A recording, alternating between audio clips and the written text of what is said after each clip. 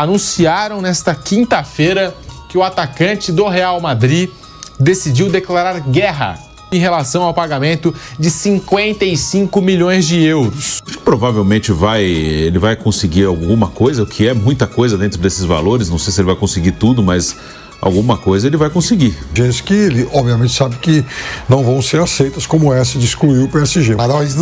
Dessa vez não, dessa vez eles não vão. Mbappé acaba de declarar guerra ao PSG. E a batalha pode custar caro. Segundo seus advogados, o astro francês vai até o fim para cobrar milhões de euros que o clube se recusa a pagar. E mais, exigiu que a UEFA impeça o PSG de jogar a próxima Champions League. O que está por trás dessa ofensiva inesperada? Por que o clube se recusa a pagar, mesmo após uma ordem judicial? E qual foi a promessa verbal que virou o estopim de tudo? Nos bastidores, o clima é de tensão, traição e muito dinheiro em jogo. Essa história vai muito além de futebol. Agora virando a página, hein? Porque os representantes de Kylian Mbappé anunciaram nesta quinta-feira que o atacante do Real Madrid decidiu declarar guerra. Declarou guerra ao Paris Saint-Germain, seu antigo clube, em relação ao pagamento de 55 milhões de euros. Na cotação aqui, cerca de 359 milhões de reais. É que é de um contrato que ele cumpriu, né? Depois ele saiu, quando o contrato acabou, aí ele foi pro Real Madrid. Então ele entende que ele tem direito a receber. Provavelmente ele vai conseguir alguma coisa, o que é muita coisa dentro desses valores. Não sei se ele vai conseguir tudo, mas alguma coisa ele vai conseguir. Ele assinou um contrato e esse contrato foi cumprido, né? O Paris Saint-Germain, eles não gostaram da saída dele, mas ele saiu depois de um contrato e ele ficou livre. Ele não rompeu um contrato no meio. Então eu imagino que ele vai conseguir alguma coisa assim. É uma briga entre...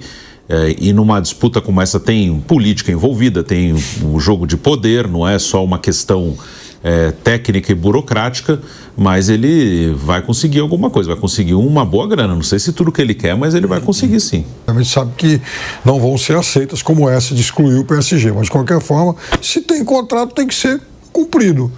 Ah, mas puxa, depois ele não quis mais e tal, então não vamos pagar. Não é assim que as coisas funcionam. Então é uma briga que realmente promete. Vampeta, o que você pensa sobre esse assunto? Tem esse valor a receber, acho que está no direito dele. E o Mbappé e o Vinícius Júnior na Liga dos Campeões, agora jogo contra o Arsenal, 3-0 em 2 golaços do Declan Rice. Você acha que já acabou para o Real Madrid? Ainda tem chance lá? Porque Real Madrid é Real Madrid, tem o pacto com a Liga dos Campeões, né? Estava discutindo isso, eu, Aloysio, Chulapa, Edilson, Amaral, a gente não falou. Dessa vez não, dessa vez eles não vão. Mas o Real Madrid... Será? Se for, meu irmão... Eles são danados na Liga dos Campeões, né? Mesmo nesse jogo aí, primeiro tempo, eles tiveram umas 2, 3 chances, cara a cara, então, até o Vini saindo na cara do gol, o Mbappé saindo na cara do gol. 3-0, fazer sem tomar nenhum, aí vai ser o Real Madrid. E em relação ao Mbappé, o cara falou, contrato de verbal, é um papel, filho. Um fio de bigode na Europa, na França ainda, um árabe. Olha, eu tô com um up, eu acho que passar não passa, para ter uma coisa. Você lembra daquela Champions de 2017, do Mônaco? Aquela que o PSG virou para cima, enfim, Barcelona com o PSG, foi aí, 2017. A Roma também virou... Contra o Barcelona. Exatamente, o Barcelona. A Roma tinha tomado 3 gols de diferença no primeiro jogo. Então, sim, de vez em quando, esse tipo de coisa, né, mano? Principalmente com o Real Madrid. Teve o Barcelona e Liverpool também em 2018, 19, né? 3-0 pro Barcelona, depois 4-0 pro Liverpool. Mas é difícil, é raro. É difícil, mas... Essa que você lembrou foi o ano do Tottenham. Tottenham com a Ajax. Virando, com o grande jogo do Lucas, por sinal, né? Sei. Mas 3-0. Então, 3-0.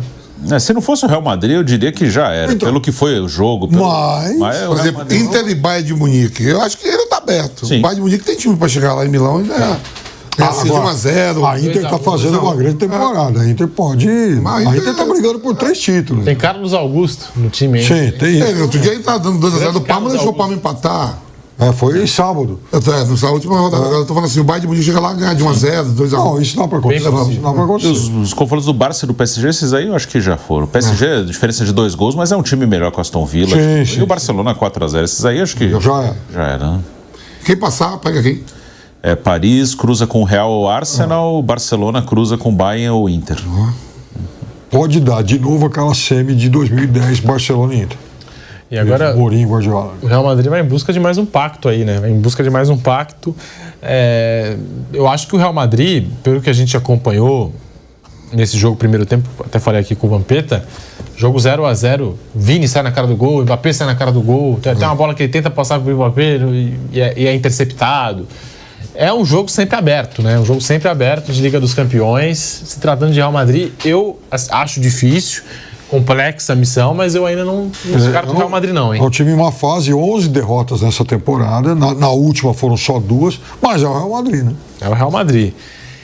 E agora falando de Colo-Colo e Fortaleza, o jogo foi cancelado pela Conmebol. Ontem nós exibimos aqui no Canelado algumas cenas lamentáveis, né, dessa tragédia, dessa tristeza que aconteceu no jogo de ontem, pela segunda rodada do grupo E da competição, né? O jogo estava 0-0 quando torcedores chilenos quebraram o alambrado, aquele acrílico, né, que divide as arquibancadas do campo de jogo, invadiram o gramado do Estádio Monumental em Santiago. O clima do jogo já era hostil antes mesmo da bola rolar. 2 jovens torcedores do Colo-Colo, uma garota de 18 anos, um garoto de 13 anos, morreram atropelados por um veículo policial, uma viatura nos arredores do estádio. Outros 10 torcedores acabaram presos. Tal episódio teria motivado a ira dos torcedores chilenos do Colo-Colo dentro do estádio ao longo da partida. Principal organizada do clube chileno, a La Garra Blanca, utilizou as redes sociais para se manifestar sobre o ocorrido e trataram a invasão como vingança. Segundo a organizada, 2 vidas valem mais do que 3 pontos e a polícia faltou cumprir protocolos. E a gente trouxe aqui, portanto, ontem no Canelada a palavra do Marcelo Paes, CEO do Fortaleza, agora trazendo aqui esses novos fatos sobre Colo-Colo e Fortaleza. Nós temos as imagens, Kaique? Nós temos as imagens aqui e também trazendo o relato dos jogadores, dirigentes, autoridades que estão investigando ainda esse assunto, essa tragédia, essa morte, né, de 2 jovens antes mesmo da bola rolar, o que provocou a ira dos torcedores do Colo-Colo que invadiram o campo de jogo. Para os jogadores do Fortaleza não restou outra alternativa a não ser correr para o vestiário. E os jogadores do Colo-Colo que tentaram conter a ação desses torcedores, né? Os jogadores do Colo-Colo foram lá tentar conter a ação desses torcedores.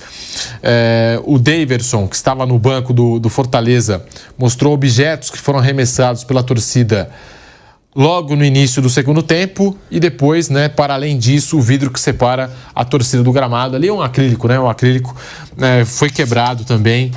E cenas assim lamentáveis numa noite de Copa Libertadores da América. Ontem eu estava acompanhando a cobertura dos nossos colegas que estão lá em Santiago e também da imprensa chilena. Eles conseguiram conversar com a irmã da garota de 18 anos que perdeu a vida e ela relatou que tinha ingresso, que a irmã tinha ingresso para o jogo e por conta ali da viatura, uma brutalidade, acabou perdendo a vida, a irmã acabou perdendo a vida. E aqui algumas das imagens, né? Você está acompanhando pelo canal do YouTube Jovem Pan Esportes. E até uma barra de ferro por ali, né? Uma barra de aço, né? Parece que o jogador do Colo-Colo está removendo do gramado.